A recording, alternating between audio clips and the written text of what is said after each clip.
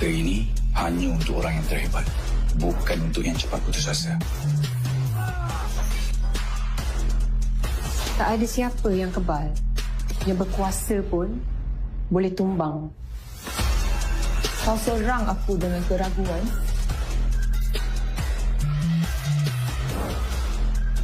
Aku lawan dengan keyakinan. Kau mungkin rasa kau bagus.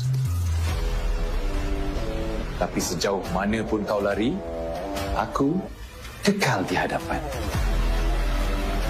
Kau yakin kau hebat? Tenaga aku jauh melangkaui batas kau. Kalau terlalu selesa, kau akan ketinggalan. Memang ada yang hebat hingga munculnya yang terhebat.